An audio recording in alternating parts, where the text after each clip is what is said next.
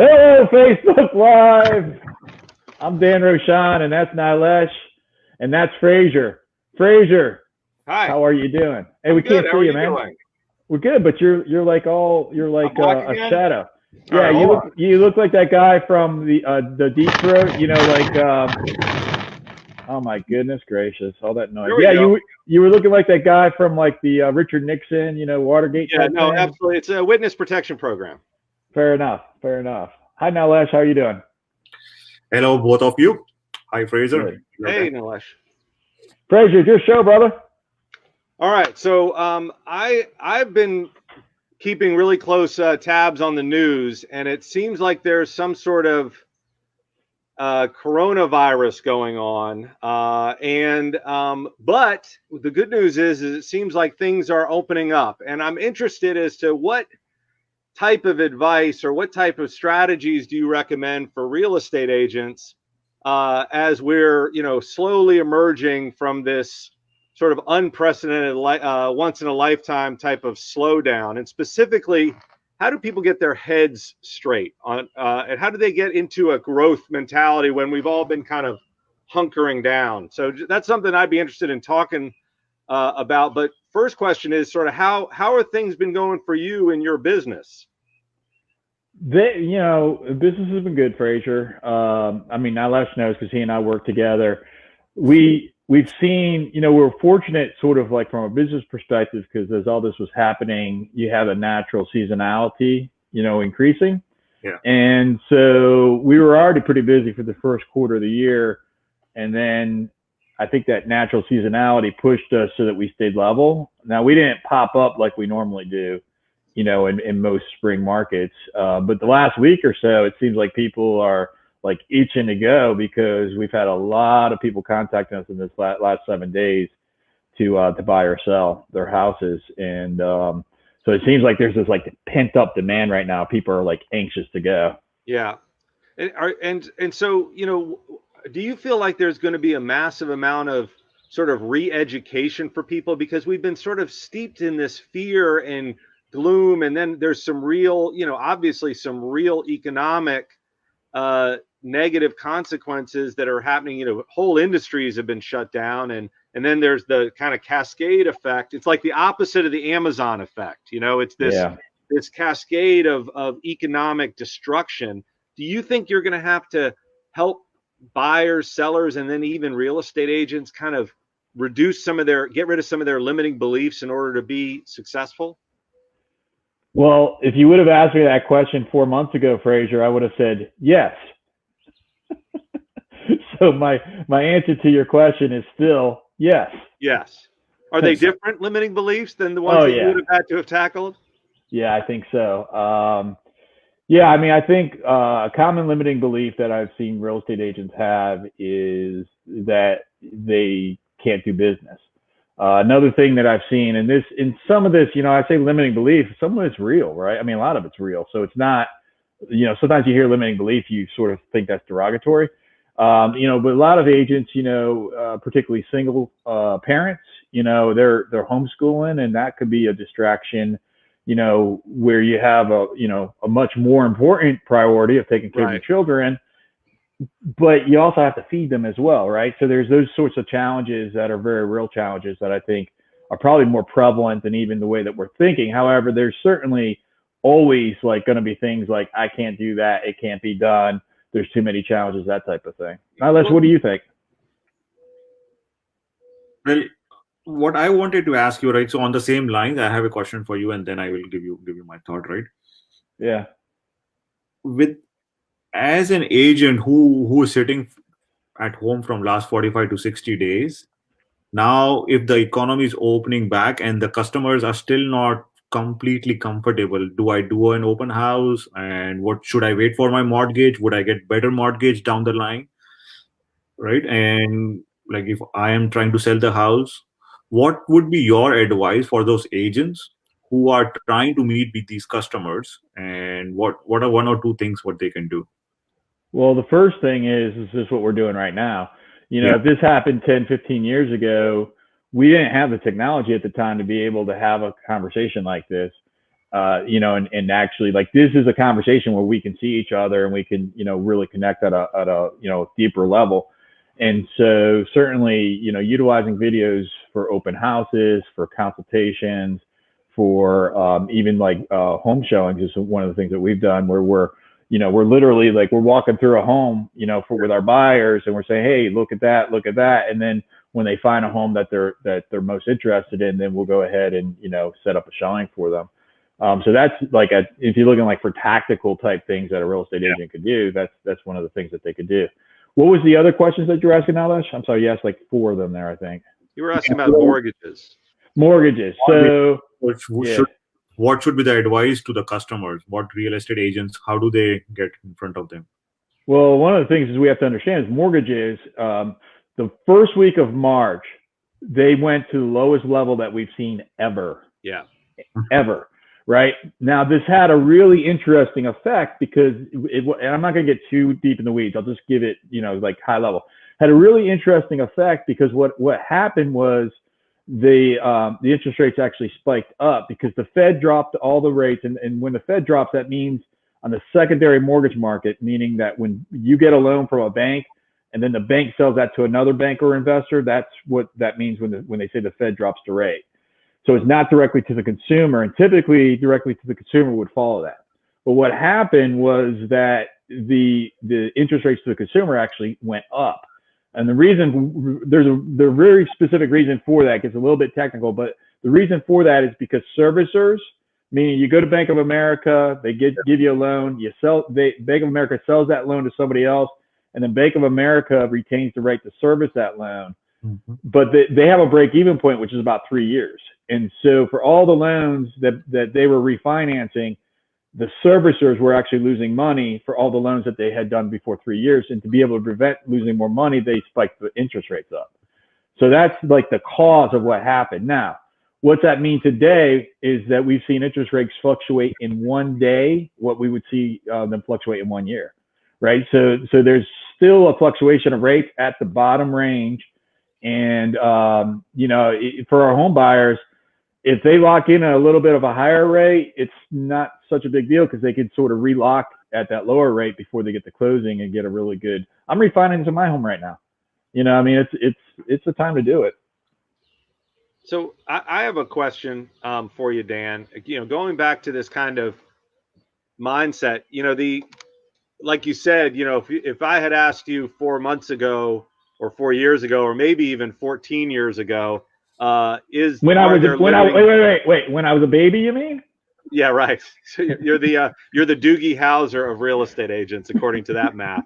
But that whole question of are there limiting beliefs that are keeping you from either taking specific action or maybe even more accurately seeing the opportunities, just even seeing action? And I'm interested right now. I mean, if you could, let's just say you are talking to real estate agents right now, and they have all kinds of things swirling around in their heads, right? I can't do it, like you said, because I got my kid here at the house, or I can't do it because there are no buyers, or there are no sellers, or there are too many agents, or there's too much competition, or the economy's falling apart, or whatever. How are you, with your agents that you coach, how are you helping them break free from that prison? And what are the bars? Like, what are the bars that you've been hearing that you think need to be addressed? Well, first of all, there's, when you're looking at belief systems, right? So I'll give you like a really specific general, and then I'll give you a specific. So when you're looking at belief systems, it all starts with what we're telling ourselves.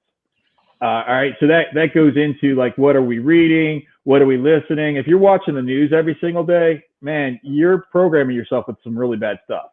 Right. So like specific about what we're doing right now, I'm not saying ignore the news. I'm just saying position yourself. So, look at your news feed on your phone once a day, and that's probably, you're going to know pretty much what's going on.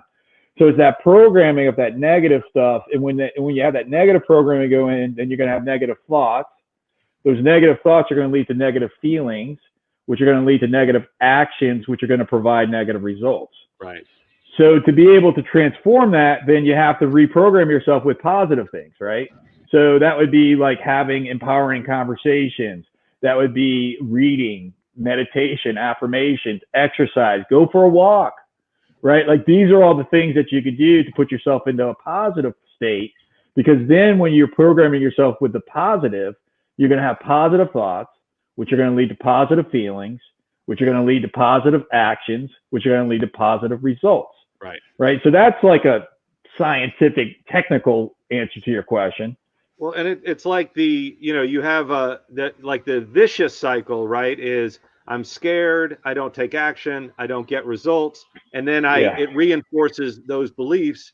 Whereas if you take action, then you get, some positive feedback, get some positive results, and then that makes you want to take more action. You develop that confidence. And I guess my question for you is, we're still in this kind of general area, right? Yeah. What are the specific, when you, Dan Rochon, king of positive action, get stuck and you start having limiting beliefs, you start having fear-driven beliefs, what are your strategies for kicking yourself out of that? Because those are ones that, presumably anybody could emulate. A couple of things. One is I follow models. So like at the beginning of this, I was having a real hard challenge with exercising. I was doing pretty okay with everything else. Okay. Exercising was a thing that was just screwing me up. And I was talking to a buddy, Eric Quadros. I'll give you a shout out. So Eric was really sort of a friend of mine that helped me with this. And I was sharing this with him, and Eric's like, dude, get a Peloton. And I'm like, that's too expensive. And he talked me into it. Okay. And it was the best thing. Right. Because what I realized is where my weaknesses are. And I realized that before I would, and you know me, I mean, I would go to the gym like every single day, but I need that accountability of a trainer or a group class and that social interaction for me to be able to continue to do that. And once I lost that interaction and the accountability, I stopped going to the gym. I mean, well, I stopped working out. I could, until I got the Peloton. And now, even though it's not quite the same, but there's social interaction, where I'm seeing other people, and that's, so it's about figuring out like where you're stuck and then finding a solution to that one thing. Because once I found that solution, then I started feeling better. Right. And so then I got into that positive state, that's a very specific, tactic that I chose. So let me ask you a question about that, because I think that's really important. Is, it's kind of like we live in the world of Google on some level. If you have a question, you can get the answer to it. And the fact is, we have access to all the world's information, all the world's knowledge, and all we really have to do is ask a question. We have to be willing to ask the question. If you right now Googled how to maintain your motivation when you're stuck inside during the house arrest, then you will get an answer. You might get 50 answers. So it's not the lack of knowledge or even the lack of perspectives. It's that willingness to ask the question. You have to believe that there is an answer out there, and you just are a question away from finding it. So for you, what do you believe the questions are that real estate agents need to be asking right now in order to hit the ground running and to start having some positive success as we emerge from this thing? The same questions you would ask in a normal time, which is, can it be done? Right? Because hold on. Go ahead. That's not a good question. That's not a good question. Right. All right. That's the second question. The first question is anybody else doing it? All right. So that's the question that you would want to ask yourself. Is anybody else doing it? Then if the answer to that is yes, which it is, what are they doing? Right. How can it be done? How can it be done? Right? Yeah. And so that's like if you could sit there and you're always going to ask that question, can I sell 10 homes in a month? Can I sell 100 homes in a month? Right. As long as you can find a yes to that, then you know that it's possible. Right. Now, sometimes the how doesn't come up very easily. Right. And that's when you don't have a reason why. And if your why is big enough, the how always shows up. So if it's just sitting there saying, hey, I want to feed my kids for the next 90 days by helping homeowners and home sellers to buy and sell, then you're in a really great spot, because feeding your kids is probably a really, really high reason to be in action, and that nothing's going to take you away from that. And so now you've got this high why. Now you sit there and say, okay, well, I just have to identify somebody else doing it. Well, what are they doing? And now I've got this drive because I want to feed my kids, and now I'm going to freaking just do it. Right. Well, and you know, I wonder too, I've always liked the idea of asking yourself better questions. Yeah. And I remember it was Tony Robbins who would talk about, you know, asking a question, but then adding some modifiers to it, right? You might be saying something like, how can I sell more homes? And that would be a great question. That would see, you know, if you said, how can I sell 3 homes, or how can I get 10 buyers, or what have you? And that would be a great question that will start generating responses. But if you add a modifier to it and you say something like, you know, how could I attract more buyers by spending less time? That's a you know, something that can generate different types of answers. Or how could I generate more buyers or higher quality buyers by using the same amount of time? So do you do things like that in your business? Yes. I've got, you know, it's interesting because right now I'm sort of organized. Normally I have about 20 pieces of paper sitting on my desk with the ideas, right? Like for me, it's just like I have to get it out. I write it down. I jot it down. I've got these really nasty sheets of paper that are really I say nasty because they're near impossible to read. You can ask Julene. I know both of you know Julene. She's always complaining at me that she says I write like a doctor. And that's probably, I don't know, that's probably an insult to doctors if they knew how I wrote. But anyway, so, but yeah, it's like always asking yourself great questions is, there's a book by Keith J. Cunningham. It's, oh shoot, I'm blanking on the name of the book and it's not in this office. Think Less Stupid or something like that. Is it the road less stupid? Is that the one you gave me? Yeah. Oh, I love that. I've been reading it. I swear to God, I love that book. I've been reading that every day. That's the top on my Kindle. Good. Yeah, The Road Less Stupid, because you talk about asking better questions. That book, I think, has the best questions of any questions that I've come across. And I spend about a couple hours a week, you know, on a Sunday, and I just sort of go through there and just have my thinking time. And so that's a tool that somebody could use as well. Interesting. So Dan, take from the questions part, right? I mean, just moving to is the business changed for you for the leads generation? How are you doing lead generation? So if you can talk, if a real estate agent who is watching now and they are thinking, economy, or how are you thinking as you go back to opening the economy, right? How lead generation, conversion, nurturing. So if you can walk us pre-COVID and post-COVID, or not post-COVID yet, but I would say, so my business, we get business from 3 primary buckets. Yeah. And so we still continue doing that. I'll tell you what those are in a second, but we haven't necessarily, we had to change the tactics a little bit to stay within those boxes. So the 3 buckets that we have are our friends and our sphere and people that, that I make it a purpose to add value to their life and contribute to their lives. And we typically will have a quarterly event, which we had a quarterly event scheduled for a month and a half ago. We had to cancel that. Okay. Mm-hmm. So we do quarterly events to be able just to, appreciate the people that we love. Then the next place that we get business from is from Facebook advertising, online advertising. And then the third way that we get it is from, we have an inside sales agent team that are calling through. We've got a pretty large database of 12,000 people, and they're calling through that every single day. And so we just had to sort of adjust it. So now when we're making our phone calls, the first thing out of our mouth is, how are you doing? How can I help you? Right? Like, I'm not talking about real estate. I'm talking about how can I help you? Okay. And so that's really been the perspective shift. The second thing is we've had to change the event. So instead of, we were supposed to do a spring fling, we did a May Day. And May Day was where we did a virtual thing online, and we were able to raise a whole bunch of money. It was like $2,657, I think, that we raised to be able to donate that money to business owners that were local business owners that were shut down.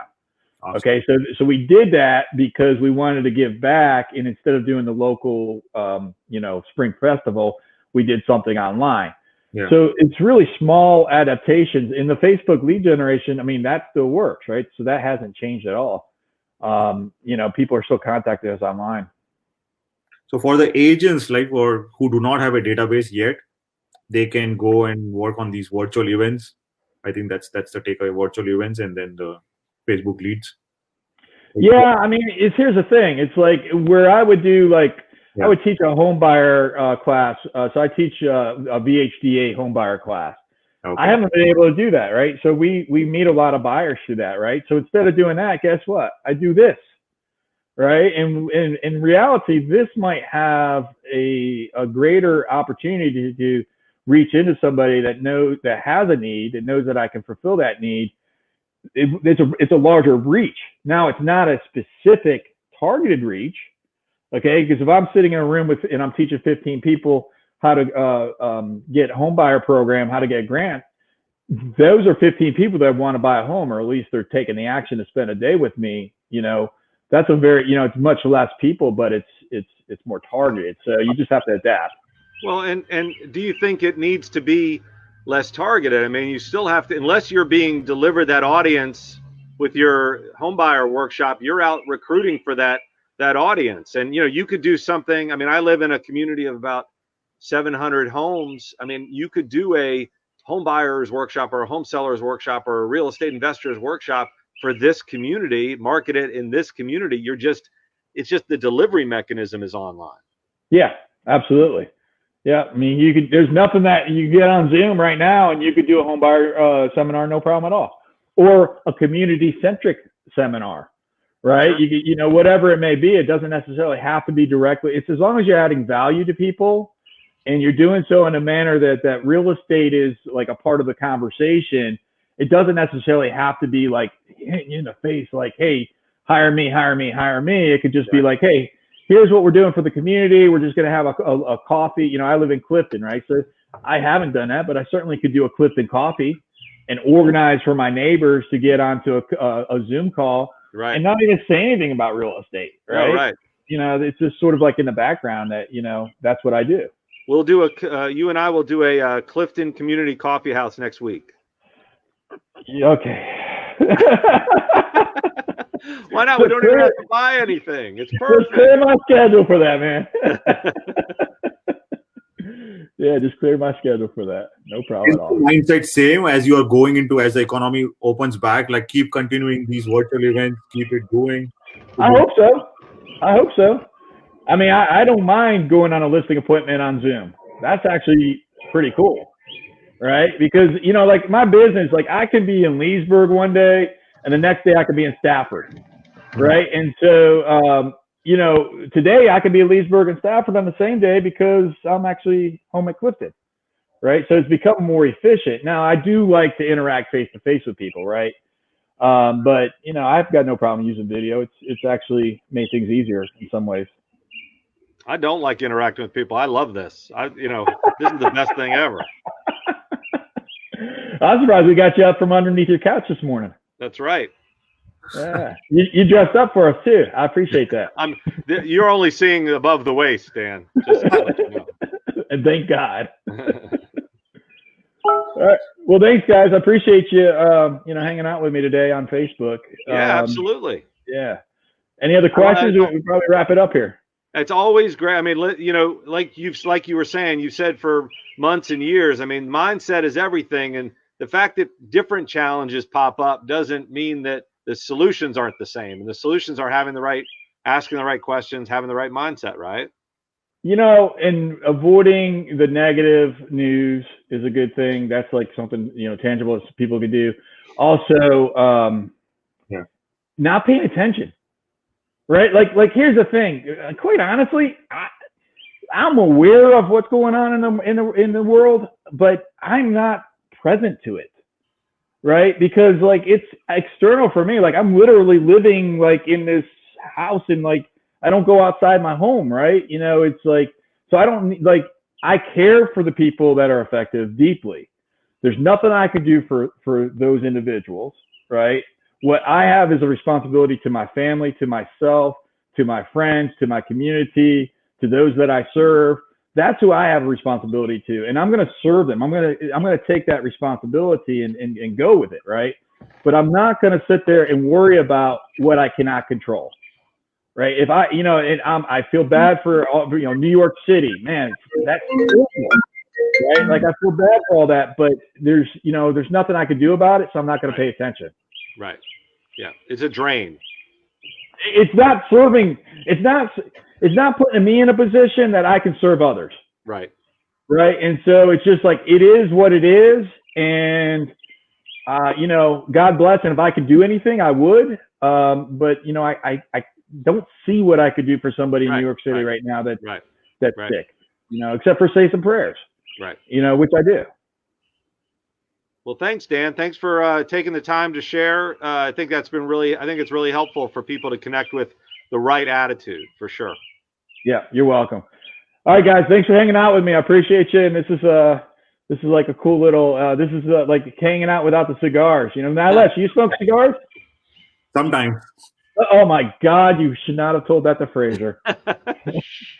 All right. This is over the wraps. Nobody's. This is just between the three of us. Nobody's like watching this or anything. Right. Thanks. All right. I'll see you guys. See you guys. Give us a thumbs up by clicking the like button below. Don't forget to subscribe to Get Rock Solid Coaching channel and stay ahead of the game.